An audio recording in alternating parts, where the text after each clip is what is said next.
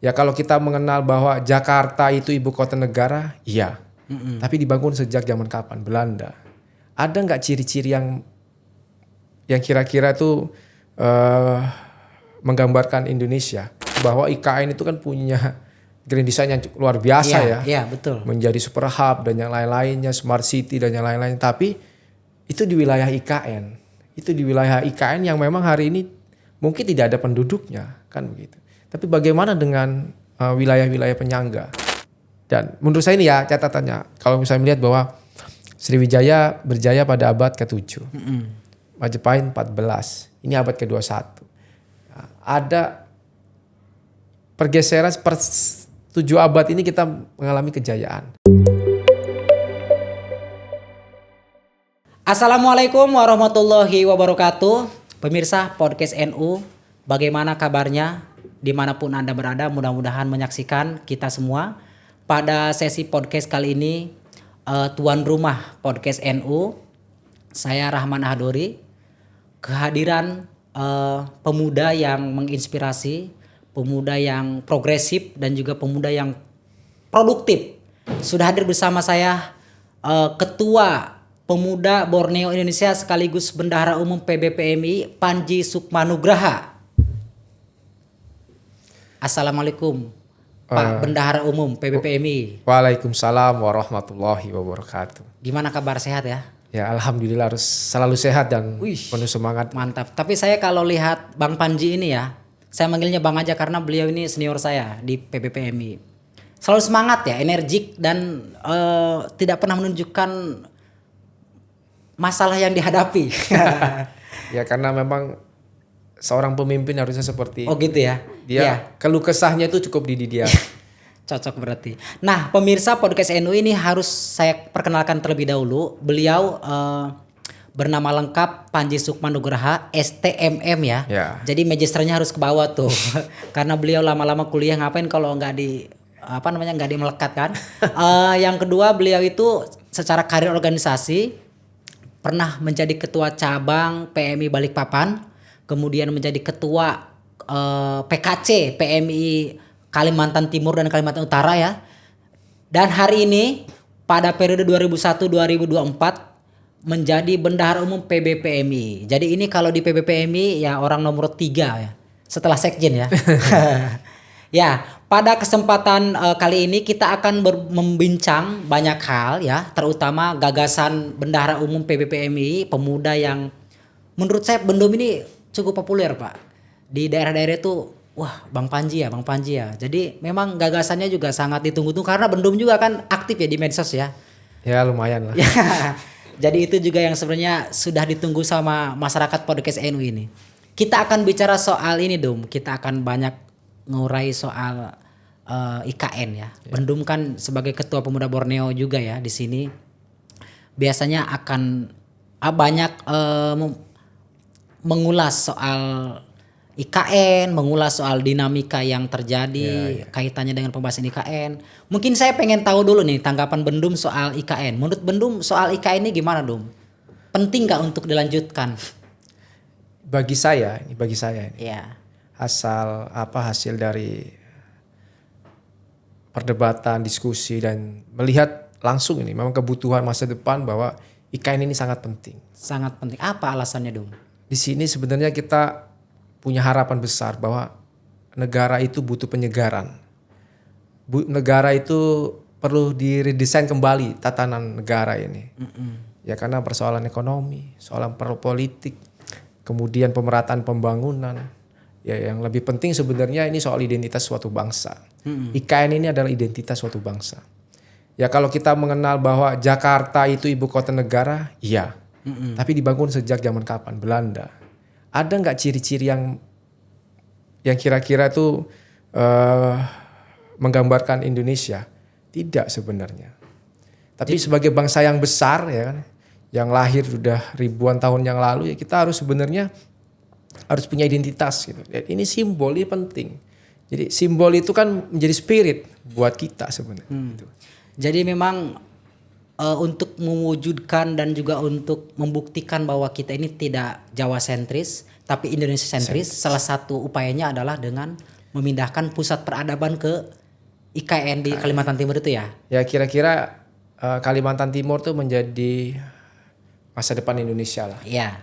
Kalau dulu kita mengenal bahwa pemerataan pembangunan lebih banyak di Jawa, ya kan, baik populasinya, pendidikannya, ekonomi. Tapi ke depan harapannya Lebih pemerataan merata. pembangunan ini sudah dilakukan. Ini juga sudah variabel udah mulai berjalan dengan adanya pembangunan infrastruktur yang hampir merata di seluruh wilayah Indonesia. Oke. Kan gitu. Tapi saya pengen tahu dulu Dum. Bendum kan asli orang sana ya. Ya. Ketika Bendum tahu bahwa akhirnya pemerintah pusat memutuskan Kalimantan Timur menjadi ibu kota Nusantara, apa perasaannya?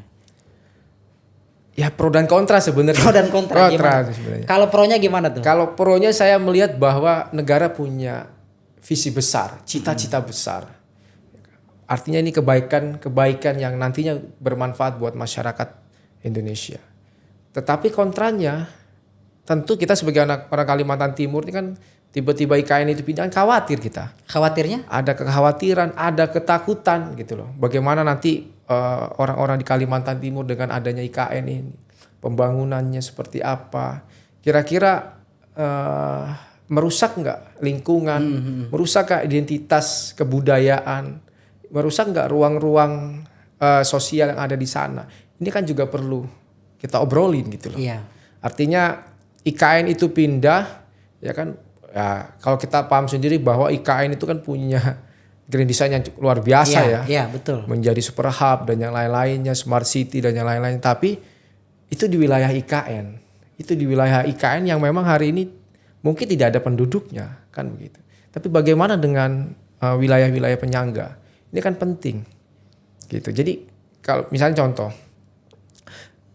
anggaran yang diketok oleh negara itu sekitar 400 sekian triliun. Kemudian 20% menggunakan APBD, ini sumbernya dari Bappenas itu mengatakan bahwa ini kan wilayah IKN. Tapi bagaimana dengan wilayah penyangga? Ini penting loh dibahas. Iya. Ini kekhawatiran kita sebenarnya. Jadi daerah penyangga itu tetap harus diperhatikan. Dum, ya? Harus. Jadi gini, salah satu aja, Kota Balikpapan. 2022 itu data Capil itu mengatakan bahwa pertumbuhan penduduk itu mencapai 6.000 dalam kurun waktu 2022. Jadi tahun signifikan naiknya ya. Signifikan. Sejak keputusan pemindahan ibu kota Ya. itu. Ya, kita mau lihat di sana itu udah cukup macet sekarang di Balikpapan. Udah Banjir, ramai. Nah, ini kalau pembangunan IKN tidak relates atau tidak berbarengan dengan pembangunan wilayah penyangga, ini menjadi problem besar juga ke depan. Oke. Nah, kira-kira sebagai seorang ketua pemuda Borneo yang kemudian juga asli berasal dari Kalimantan Timur, melihat bagaimana keseriusan pemerintah membangun IKN dengan menggunakan anggaran yang cukup besar, misalnya kemudian juga harapan dan ambisi yang juga luar biasa ditunjukkan oleh pemerintah, optimis gak sih bahwa IKN ini akan terwujud, Dum?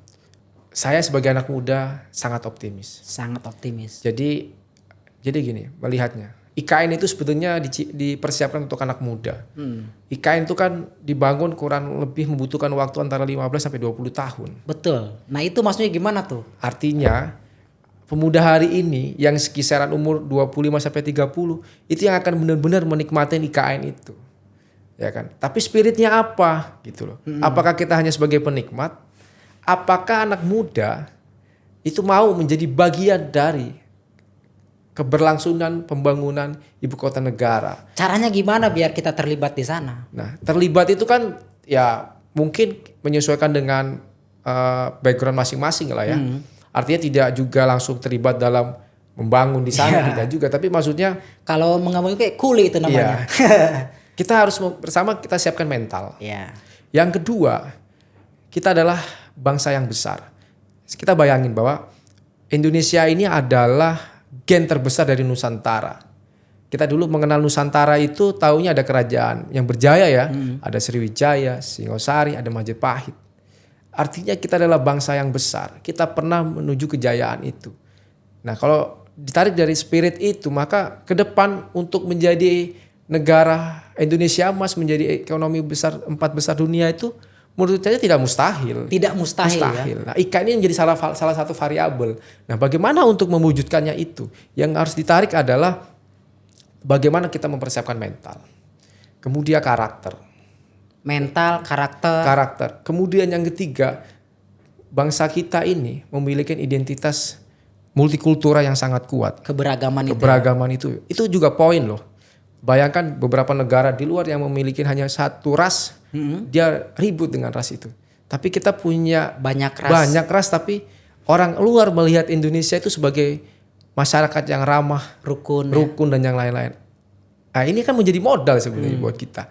Kita dulu mengenal Bhinneka Tunggal Ika. Kalau zaman dulu kerajaan Majapahit membuat namanya Tridaya itu bisa tentang Bhinneka Tunggal Ika itu bagaimana menyatukan antara Hindu dan Buddha. Pada saat itu karena adanya itu. Tapi hari ini Bhinneka Tunggal Ika, gotong royong itu menjadi slogan dan kekuatan bangsa Indonesia untuk mewujudkan itu. Ini kan tidak semuanya negara punya gitu. Betul. Nah, Dom, begini. Sejauh ini kan para pengamat juga, beberapa pengamat tentu nggak semuanya ya, menilai bahwa masih ada pesimisme di antara pengamat itu bahwa pembangunan IKN ini kalau misalkan presidennya mungkin bukan irisannya Pak Joko Widodo, mungkin ini bisa batal gitu kan. Hal itu bisa aja terjadi misalnya. Bisa Nah, menurut Bendum ini kira-kira biar optimisme tadi tetap berlanjut, kemudian harapan-harapan kita yang kita obrolkan tadi tetap ada gitu. Gimana, Dum? Ya, saya sebenarnya tidak ingin membahas di dalam ruang-ruang politis. Akhirnya kan nanti kita harus menentukan ini orangnya betul. Presiden Jokowi atau bukan gitu kan untuk terus berlanjut. Paling tidak mungkin kacamata Bendum sendiri Kalau saya mau bilang kepada seluruh anak muda di Indonesia, kepada pemangku kebijakan, artinya kenapa negara kita ini tidak pernah maju? Ya karena setiap ganti pemimpin ganti visi, ganti rezim ya. ganti rezim, ganti model program kepemimpinan. Ya nggak ada yang salah sebenarnya karena setiap pemimpin punya cara yang masing-masing. Tapi jangan sampai apa yang sudah kita bangun, yang sudah kita buat ini sirna. Iya. Bayangkan udah berapa anggaran yang dikeluarkan untuk itu. Betul. Jangan sampai sia-sia intinya, Dum, ya gitu ya. Jangan sampai sia-sia. Memang harus dilanjutkan. Iya. Saya juga kan akhirnya membuat renungan, kemudian banyak diskusi, kemudian saya buat tulisan ya. Saya buat tulisan itu, saya tidak melihat bahwa IKN itu sebagai hanya di dalam ruang pembangunan gedung. Betul. Kemudian nanti kantor pemerintahannya pindah. Tapi saya melihat dari sisi yang lain sebenarnya. Ya ada spirit sejarah tadi. Bahwa sebenarnya Indonesia itu pernah menjadi jembatan dan kekuatan peradaban di masa yang lampau. Ya hari ini memungkinkan tetap bisa menjadi negara yang berjaya? Iya. Itu sangat bisa. Tinggal bagaimana kita melihat dan membangun optimisme itu. Iya. Tadi kan Bendum menyinggung soal pemindahan ibu kota ini bukan hanya cuma pemindahan fisiknya ya, tapi soal peradabannya kan. Paling tidak gitu. Tapi saya pengen tahu, kalau Jawa kan secara budaya mungkin sudah kental dengan keagamaannya gitu ya, tradisi keagamannya kuat. Mungkin saya pengen tahu, Dum, tradisi dan budaya di Kalimantan Timur tuh sebenarnya gimana sih yang kemudian mewarnai keberagaman kita ini? Ya kalau bisa dikatakan di Kalimantan Timur itu miniatur Indonesia. Ya. Dia tidak ada suku dominan sebenarnya. Oh gitu ya? Ya. Bahkan semua suku di Indonesia itu ada di sana. Di Kalimantan Timur khususnya. Ada Jawa, Sulawesi, Sumatera dan semuanya ada. Tapi yang kekhususannya ada nggak? Kekhususannya ada pasti. Atau suku-suku asli di sana pasti ada kayak Dayak, Pasir dan yang lain-lain itu banyak lah. Oh ya masih Kalimantan ya? Ya. Jadi Dayak juga masih berkaitan di sana ya? Berkaitan, khususnya Kalimantan ya. Kalimantan Timur. Tapi memang kalau melihat dari hasil survei penduduk itu ya memang masyarakat Kalimantan Timur itu sangat heterogen. Tapi Kalimantan Timur adalah wilayah yang tidak pernah terjadi konflik antar suku. Yang besar-besaran tidak pernah. Oke, saya langsung mau menembak aja nih, Dum. Bendum sebagai tokoh pemuda lah di Kalimantan Timur dan juga tokoh pemuda nasional. Punya gagasan apa untuk IKN ini? Kira-kira agar tetap menjadi benar-benar ibu kota yang diharapkan oleh semua bangsa ini. Saya mau bilang bahwa Kalimantan Timur itu masa depan Indonesia yang Oke. pertama. Yang kedua, IKN, Ibu Kota Negara Nusantara, ke depan itu akan menjadi jembatan peradaban dunia. Jembatan peradaban dunia. Ya. Gimana itu maksudnya tuh? Jembatan itu kan di mana posisi Iya. negara atau wilayah memiliki peran sosial, budaya, ekonomi, politik dalam bicara dalam ruang-ruang strategis, tentunya begitu. Nah, Kalimantan Timur satu, kalau dibilang wilayah yang sangat strategis, sangat. Jadi Kalimantan Timur ini kan kalau kita ngomongin geopolitiknya aja atau jalur perdagangannya itu dekat dengan Selat Makassar, Selat Iya, iya. Malaka itu kan, ini jalur perdagangan besar nih. Kemudian Kalimantan ini terintegrasi sungai dari yang besar sampai yang kecil. Dan ini kan merupakan jalur ekonomis. Iya, betul. Gitu. Jadi karena itu kemudian Bendung menganggap ini akan menjadi peradaban dunia. Satu, yang kedua itu. Yang ketiga itu tadi saya bilang masyarakatnya multikultural. Multikultural. Jadi cerminan Indonesia itu ada di Kalimantan Timur. Kemudian yang ketiga pertumbuhan ekonominya bagus Di sana itu. di sana. Ya karena penghasil sumber daya alam ya. Kan gitu. Ya kira-kira Kalimantan Timur tuh penyumbang negara kedua lah terbesar. Iya, iya. Kalimantan Timur. Yang selanjutnya Indonesia IKN ini untuk menjadi negara maju kan harus menjadi negara yang terintegrasi ya. Terintegrasi, betul itu. Terhubung antara negara satu ke negara yang lain. Kalau kita melihat dari negara-negara Eropa dan yang lain-lain itu kan menjadi negara yang terhubung. Indonesia itu sangat bisa menjadi negara terintegrasi dengan nanti Malaysia sampai ke Turki bahkan. Gitu. Jadi Masih rasional lah ya. Masih untuk sangat rasional. menyampaikan Jadi gagasan bahwa Kalimantan IKN ini akan menjadi pusat peradaban dunia.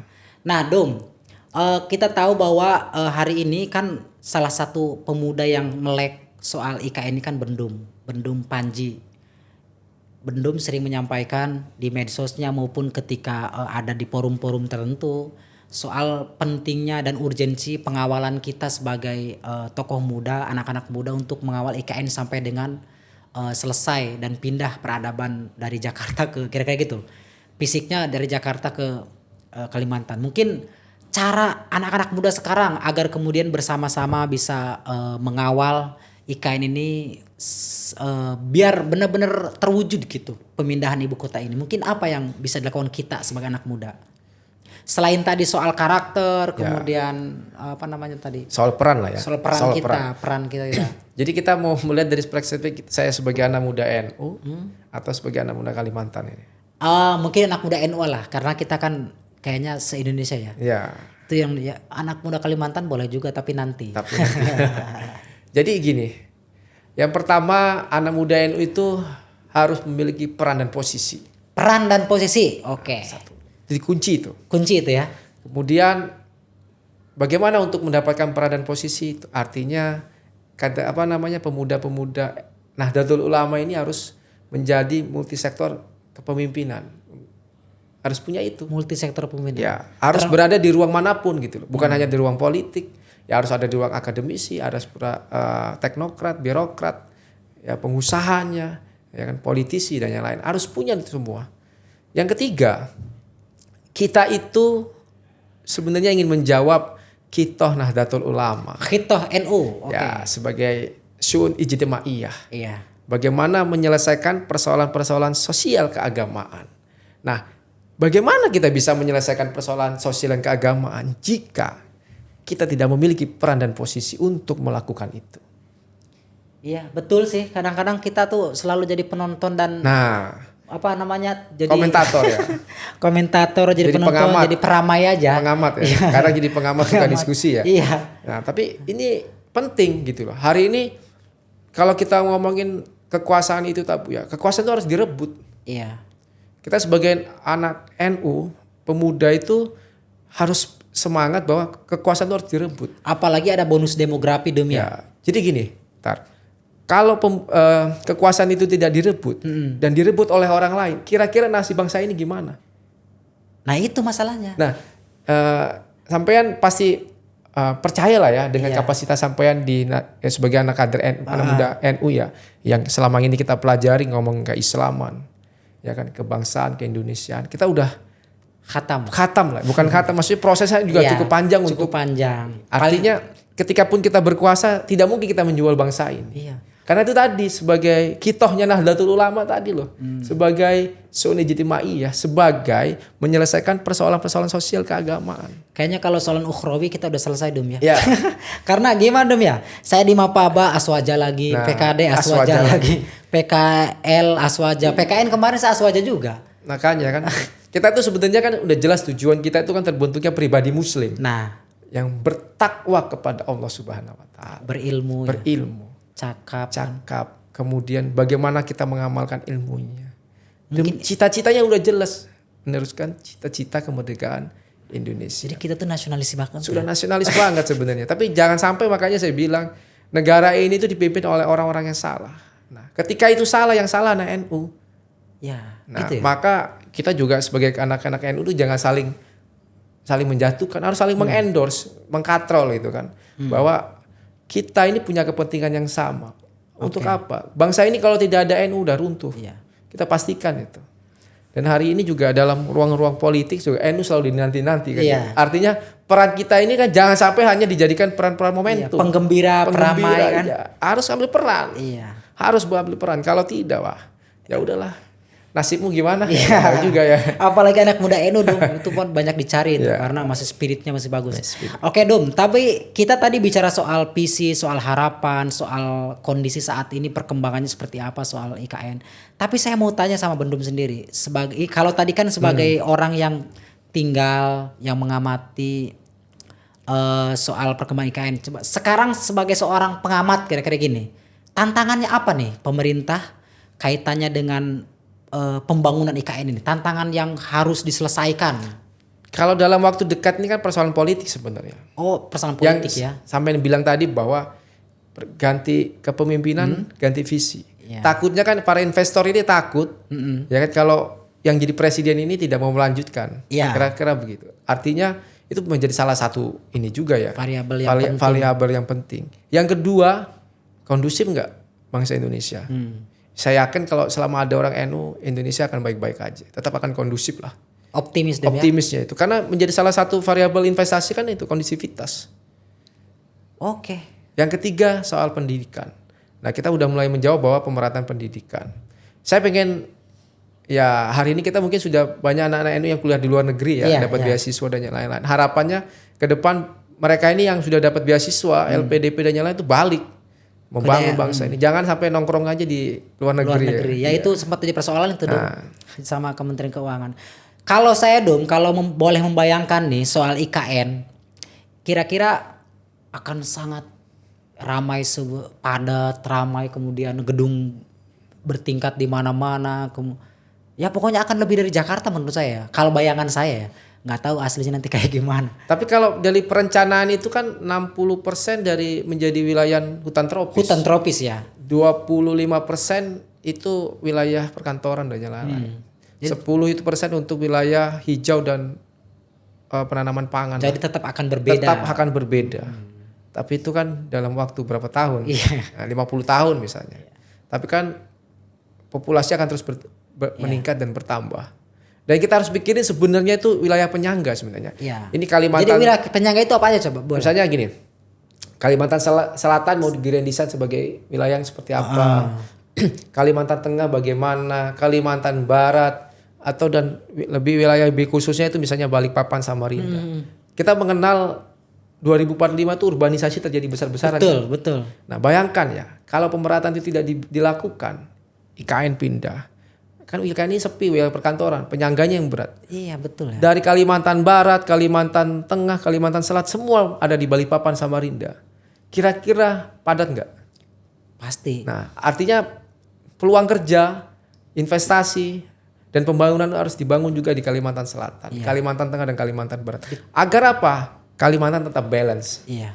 Pembangunan IKN tetap balance. Sama kayak Jabodetabek gitu ya. Nah, kalau dulu kan Jabodetabek ini kan pusat Jakarta melebar ke Bogor, Bekasi, Bogor, Depok ya kan. Hari ini udah sangat padat dan tidak hampir susah untuk dikembangkan. Iya, kayak banyak yang bilang dulu tuh Cikarang tuh daerah-daerah yang nggak dilirik lah. Ya. Tapi setelah ada pembangunan Lipo Group segala macam kan itu jadi ramai sekali kan. Artinya Bekasi. Grand Design itu harus tetap dibangun. Iya. Jadi yang penting itu penyangganya diperhatikan juga Iya, ya. penyangga yang paling penting menurut saya ya. Kalau IKN mah udah ada, desain sudah ada, duitnya berapa anggarannya, tapi wilayah penyangga ini saya belum tahu. Gagasan ini sering disampaikan nggak Dom sama Dom ketika bertemu dengan stakeholder? Saya sering sampaikan. Saya sering sampaikan. Bahkan saya bilang jangan sampai ya persoalan di Jakarta itu hanya pindah. Ini hanya soal waktu ya. Iya. Mungkin waktunya tidak 20 tahun, 30 tahun. Apa respon beliau-beliau di stakeholder itu? Ya tapi kan mereka selalu optimis bahwa kita bangun IKN itu memiliki desain yang Iya. terintegrasi, super hub, bla bla. Iya, saya paham. Ya kan itu paham. Tapi bagaimana wilayah-wilayah penyangga tadi itu aja, Iya, itu aja. bisa. Sama ini pendidikan. Kalimantan Timur kalau mau dibilang pendidikannya kampusnya berapa yang terbaik? Iya. Ya kan SD, SMP, SMA misalnya. Sedangkan standarisasi LPDP itu kan masya Allah gitu loh. Standarisasinya disamakan dengan kualifikasi orang-orang yang sekolah dan berkembang di Jawa. Artinya memang masih banyak catatan lah ya. Catatannya negara juga harus memberi afirmasi pendidikan gitu. Betul. Bahwa pemuda di Kalimantan, khususnya Kalimantan Timur, yaitu harus menjadi prioritas juga dalam persoalan pembangunan sumber daya manusia. Ya beasiswa lah. Kuliahkan mereka di kampus-kampus yang baik dan atau enggak tingkatkan kualitas kampus yang ada di Kalimantan Timur khusus dan Kalimantan sehingga pemerataan pembangunan SDM itu kurang dengan kurun waktu 5, 10, 15 tahun ke depan itu SDM kita udah siap. Nah, cocok itu. Tapi paling tidak kan kader-kader PMI, kader-kader anak-anak muda ini di sana bisa siap pakai lah ya. Oh iya. Ketika misalnya Insya Allah dibutuhkan. anak-anak muda NU udah siap pakai, tapi kan tetap aja kualifikasinya kan juga. Tapi anak muda NU di sana banyak kan Dom? Kalau pemuda NU sangat banyak. Sangat banyak. Kayaknya kalau NU dimanapun ya Dom ya. Ya sebenarnya kalau mau dibilang kita ini memilih ya kalau takutnya kita sombong kan. Iya, tapi secara kuantitas kan banyak banget kan. Sangat besar lah. Ya, perangkatnya sudah sangat mendukung. Nah, Dom, ini kita akan masuk ke yang lain nih. Kalau tadi kan bicara soal gagasan, catatan, kemudian refleksi dari Bendum sendiri soal IKN. Nah, tapi juga kan saya juga melihat bukan perkembangan, gagasan ketum lewat penerbitan buku ya. Jadi saya dengar informasi Bendum ini akan menerbitkan buku soal IKN juga ya. Ya sebenarnya sih bukan soal IKN-nya. Oh, soal IKN, tapi soal spirit IKN. Pembangunan IKN itu. Oke, mungkin bisa Dom, bisa disampaikan nanti buku ini kan terbit kapan, Dom? Ya, kurang dalam kurun waktu ya secepat-cepatnya lah. Secepatnya lah ya. Mungkin kita bisa dikasih bocoran dulu, Dom. Nanti di buku ini ngebahas apa nih, Dom? Ya sebenarnya kalau Tar dulu, judulnya apa? Oh. Nusantara Jembatan Peradaban Dunia. Nah ini. Pemuda Pelopor Indonesia Emas 2045. Oke, saya izin dulu nih. Pemirsa Podcast NU, Bendahara Umum PBPMI, anak muda NU yang punya produktivitas yang sangat baik, menginspirasi, ini sudah menyusun buku. Judulnya Nusantara Jembatan Peradaban Dunia. Pemuda Pelopor Indonesia Emas 2045. Nah, ini kita akan coba nanya-nanya ke Bendum nih, kira-kira di dalam buku ini apa. Nanti setelah terbit kita akan sama-sama cari tahu apa isi buku ini. Tapi katanya Bendum ini kan di sini banyak ngebahas IKN juga ya? Ya ada bab bahas sejarah, kemudian kondisi negara hari ini, kemudian ngomongin IKN, kemudian ngomongin Kalimantan, bab yang ngomongin pemuda. Jadi perspektif sejarahnya juga ada di sini. Ada. Penting itu. Oke, biar nggak penasaran, kita akan bahas sinopsisnya lah ya.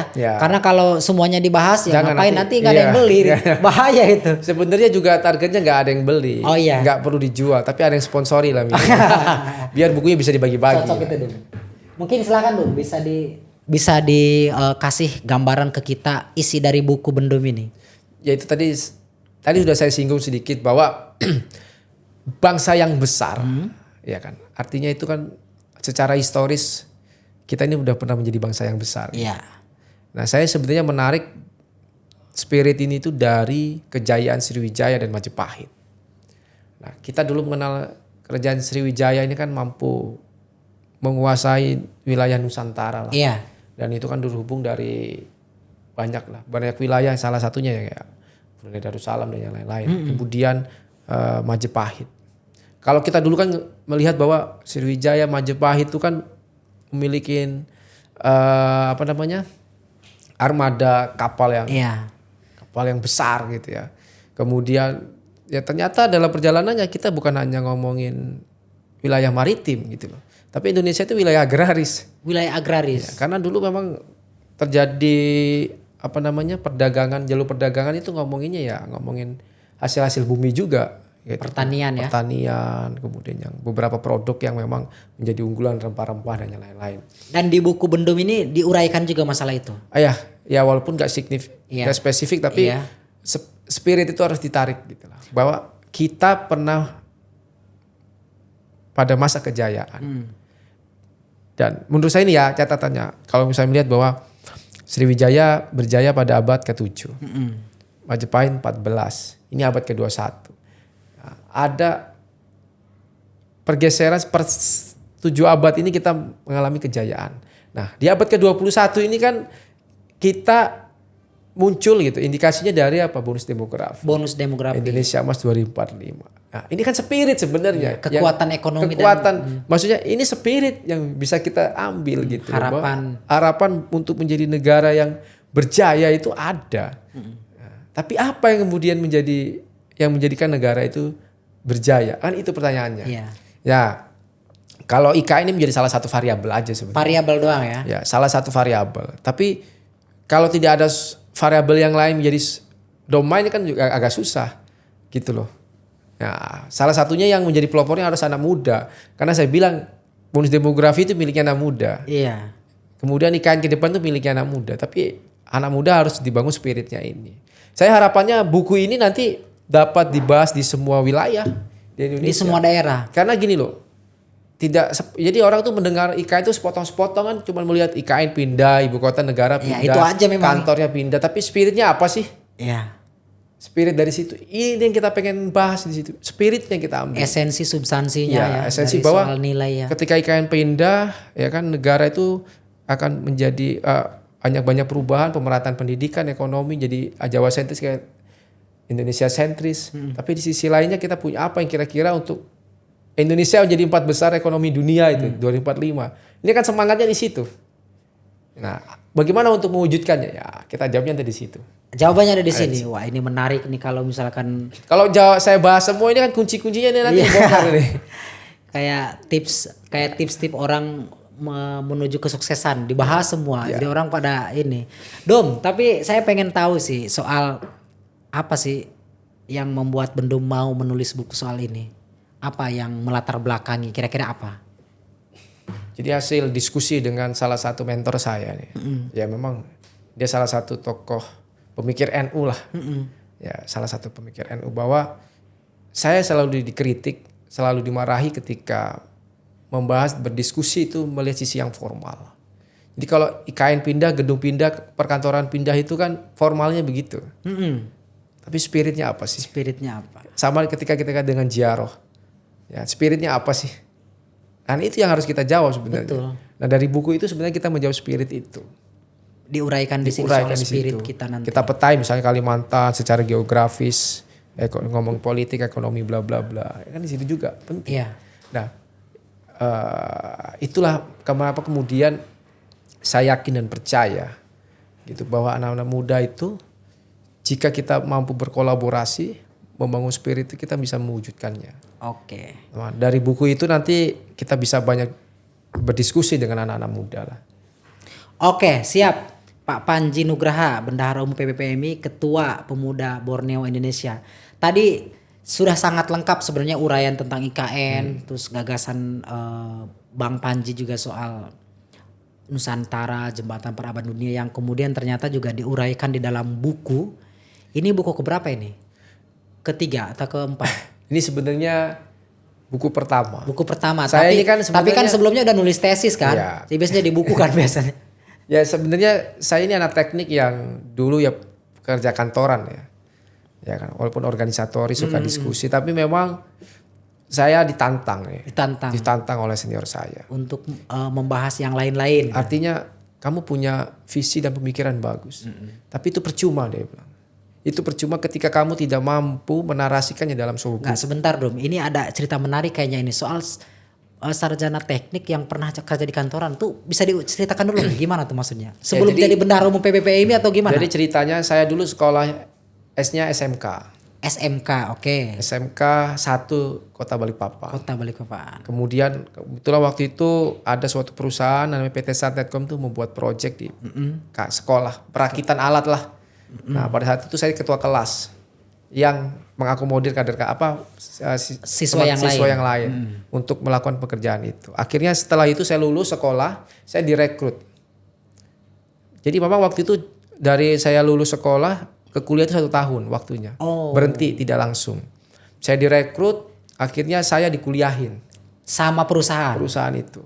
Sehingga saya bisa S1. S1 tapi jurusan teknik. Teknik elektro karena menunjang pekerjaan. Saya Yes. jujur sebenarnya agak sedikit masih bingung banget soal teknik elektro itu sebenarnya lingkup pembahasannya apa sih? Iya. Sebenarnya kan konsentrasinya banyak ya. Banyak ya. Elektro itu ada yang arus lemah, arus kuat. Kalau arus kuat ada listrik dan yang lain-lain pembangkit. Kalau arus lemah itu kontrol, IT, komunikasi, network itu adalah. Kalau saya dulu lebih ke arus lemahnya. Arus lemahnya. Nah, pekerjaan saya itu kan juga dulu sebenarnya ngerakit alat, troubleshooting, kemudian membangun jaringan network di lapangan dan yang lain. Banyak hal lah sebenarnya. Kurang lebih hampir 9 tahun saya bekerja Iya, di perusahaan itu. di perusahaan itu. Subhanallah. Jadi dari saya tukang cangkul sampai saya jadi manajer. Wah. Tapi saya memutuskan untuk berhenti, saya ambil S2. Kemudian ya pada waktu itu saya juga ketua Korcap, saya mau fokus di PMI, mau dekati kongres ya kan. Ya akhirnya alhamdulillah hari ini menjadi bendahara umum. Jadi ini mahasiswa eksakta ya, Ya. yang kemudian memimpin PBPMI, luar biasa. Ya harus jadi agak yang berbeda lah. Iya. Walaupun mungkin tidak anak-anak teknik tidak banyak tertarik di Iya. ruang-ruang sosial. Tapi Ya. masalahnya kenapa S2-nya malah manajemen dong? Karena ya itu tadi, ini masalah nih. Gimana tuh? Karena di Kalimantan Timur itu tidak ada S2 teknik, Oh, belum ada ya? belum ada. Zaman saya itu belum ada. Dulu saya 2018 daftar S2 di UI. Nah, Ini Kemendikbud harus dengar ini. Di Iya. Kalimantan Timur belum ada S2 teknik ini. belum ada S2 teknik. Apa masih jarang dong ya di mana-mana ya? Ya jarang. Kemudian karena saya waktu itu daftar di UI tapi ada konferensi PKC itu, saya pulang. Nggak jadi. Jadi saya. Akhirnya ini momentum nih ketua Korcap yang tidak mungkin terulang. Kalau Iya. kuliah bisa tahun depan. Oke. Akhirnya saya memutuskan apa sih yang lebih relate. Karena saya mau jadi cita-cita saya jadi pengusaha juga. Akhirnya saya ngambil manajemen bisnis. Oke. Nah sekarang saya ngambil profesi insinyur itu tadi. Tapi saya tuh suka pengen ngulik loh ini orang cita-citanya pengusaha tapi aktifnya di PBPMI ini gimana dong? Ya menurut saya PBPMI hanya ruang hikmat buat saya lah. Nah di samping hikmat ini kan kita mendapat keberkahan. Keberkahannya salah satunya soal jaringan, pertemanan dan yang lain. Persaudaraan. Ya menjadi pengusaha itu kan juga butuh itu. Oke. Jadi banyak pengusaha yang dia dimulai jadi benar-benar pengusaha, tapi susah punya jaringan. Siap. Tapi kita yang punya jaringan, yang mau jadi pengusaha, ya sama sebenarnya posisinya. Tinggal ini kan soal pilihan aja. Iya. Kira-kira perangkat itu udah siap Iya. lah ya kalau misalkan. Tapi ya saya juga pengen menyenggol pada alumni juga gitu loh. Harus disupport ini kader-kader yang ingin jadi pengusaha. Apalagi udah punya kekuasaan ya kan. Iya betul. Jadi jangan sampai cuman kamu harus jadi pengusaha tapi ya kurang diperhatiin kira-kira. Siap. Oke, pemirsa podcast NU, kita tadi sudah banyak mengulas soal IKN, soal gagasan Bang Panji ya berkaitan dengan Nusantara, kemudian jembatan peradaban, termasuk di dalamnya soal variabel spirit pembangunan IKN ya di Kalimantan Timur. Kita akan tapi masih punya PR kita pemirsa karena buku Bang Panji ini kan belum terbit. Jadi setelah terbit kita akan undang lagi, kita akan bahas lagi kira-kira gimana nih respon penerimaan masyarakat terhadap buku yang sudah diterbitkan. Terima kasih Bang Panji atas tapi nanti kehadirannya. kayaknya lebih serius kalau bahas ini. Tapi ingat, ini buku kalau bisa dikatakan akademik juga tidak. Karena ini soal visi sebenarnya. Soal visi aja. Ya paling tidak catatan dari Bendum soal Nusantara ya. Oke, kita nanti akan berjumpa lagi dan terima kasih banyak atas kehadirannya. Ini padahal Bendum ini lagi sibuk-sibuknya, tapi beliau mau menyempatkan luar biasa. Ya karena pikirnya bercabang-cabang di Iya, kepala ini. makanya ini. Tadi agak sedikit kelihatan nih banyak yang dipikirin. Iya. Oke, terima kasih Bang Panji. Saya ucapkan mudah-mudahan sukses, mudah-mudahan lancar. Amin. Dan semuanya lagi-lagi mudah-mudahan apa yang kita lakukan hari ini ya berkah untuk kita semuanya. Saya Rahman Hadori, host dari podcast NU ini undur dan pamit diri. Wallahu muwaffiq ila aqwamit thoriq. Wassalamualaikum warahmatullahi wabarakatuh. Waalaikumsalam warahmatullahi wabarakatuh.